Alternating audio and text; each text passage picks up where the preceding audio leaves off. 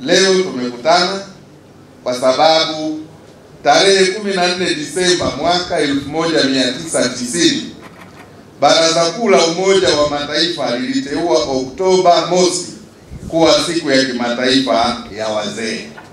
Lakini leo tarehe 29 leo duniani hapa kuna mambo mengi, kuna maadhimisho mengi. Leo pia ni siku ya moyo duniani. Moyo unapokuwa na umri wa ujana na wenyewe pia unakuwa imara. Lakini mwili unapochoka hata moyo nao unalegea, unachoka. Na kazi ya moyo katika mwili wa binadamu, kazi kubwa ya moyo ni kusukuma damu. Basi ndio maana wasanii waliimba moyo sukuma damu na sio vingine.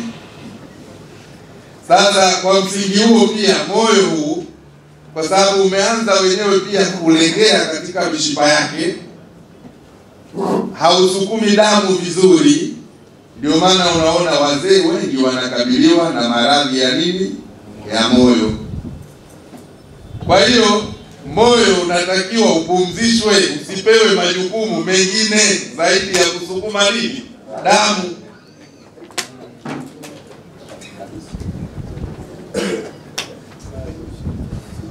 Tunatengeneza msongo wa mawazo, tunaubebesha mzigo mkubwa moyo. Kila jambo na wakati wake. Tunapokuwa watu wazima ni lazima pia tufanye mazoezi ili kuimarisha afya zetu. Tukiwa ukishafika katika umri wa uzee, moja kati ya mambo ni kupungukiwa nguvu. Kwa hiyo ili tujiimarishe, daktari ametushauri kwamba tufanye mazoezi.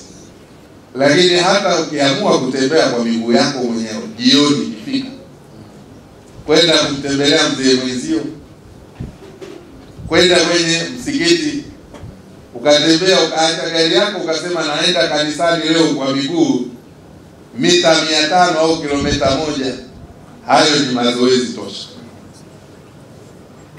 Lakini pia tunashauriwa kula chakula kwa mtindo ule unaoitwa lishe bora. Ukishafika utu uzima, unataka lazima kila siku ule wali. Ukiulizwa nini, unasema chakula cha Mtume. Pala shehe, ukienda kwenye maulidi, kama maulidi imepikwa ugali, lazima watu wanune. Watuletea mambo gani bwana? Mtume hakula hivi. Yote yaliyofanywa na Mtume unayafuata au unafuata wali? Sasa tunaambiwa kwenye lishe, kazi ya wali na ugali ni kuleta nguvu. Wale wazee ambao nguvu zimeanza kuondoka, wanashauriwa wale vyakula vya kuongeza nguvu. Lakini wale wanaonyemelea utu uzima, wanaambiwa wasipendelee kula vyakula vingi vyenye kuongeza nguvu, kwa sababu nguvu wanazo, wakiziongeza nyingine zitaitwa nguvu za ziada. Ukila wali au ugali ni wanga, tena unaitwa wanga mzito. Daktari nakosea? Sahihi. Sahihi. Bana, kuna wanga mwepesi na wanga mzito. Sasa kula wali kwa mtu ambaye ameshafika umri wa miaka 30 kwenda mbele, anakula mara 3 kwa siku. Anakula chai kiporo wali, mchana wali, usiku wali. Kazi ya wali ni kuzalisha carbohydrate. Kazi ya carbohydrate au wanga ni kuzalisha vitu vitatu. Cha kwanza, kuzalisha nguvu. Sasa umri wangu mimi nguvu ninazo, sizihitaji za ziada.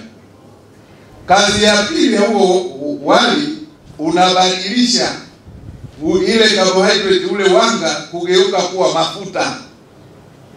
Na wali ule ule pia unabadilika baadaye kuwa sukari. Sasa unasema mimi na kisukari, mbona nilikuwa sili sukari? Kwa sababu ulikuwa unakula chakula ambacho baadaye kinakuja kuzaa nini? Sukari.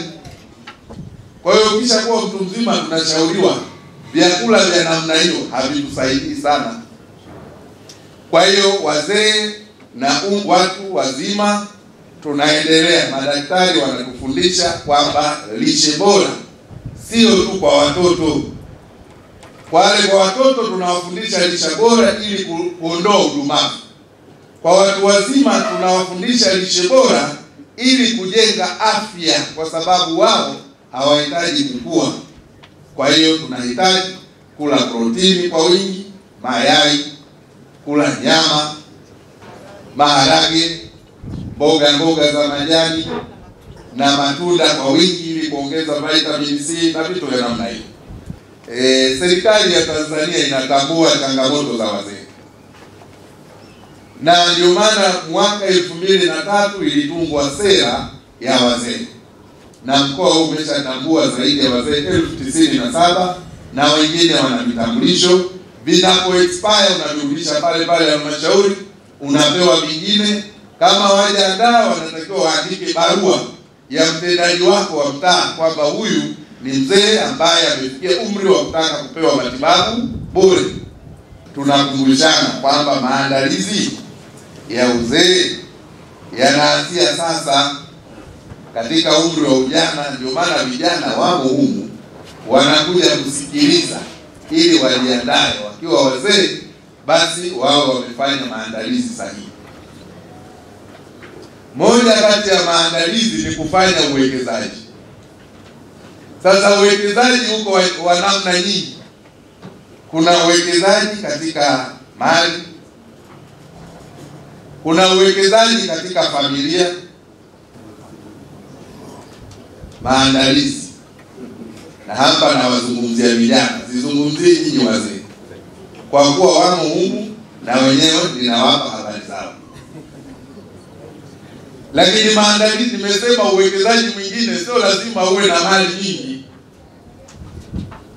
Na ndio maana jamii za Kiafrika tunazaa sana, hata uzazi wa mpango hatuzingatii, kwa sababu familia pia ni uwekezaji. Ndio maana unasikia mwingine, mimi na watoto 7, kwa hiyo likizo hii naenda Uingereza, baada ya wiki 2 ninarudi Japani, nikitoka hapo naenda kwa mwanangu Dar es Salaam. Kwa sababu ukisha kuwa mzee una majukumu mengi, kazi yako ni kutembea. Lakini utatembea kama hukuwekeza? Utatembea kama hukusomesha? Unao watoto 10 lakini hakuna hata mmoja ambaye anafanya kazi. Kwa hiyo maandalizi mengine ni familia.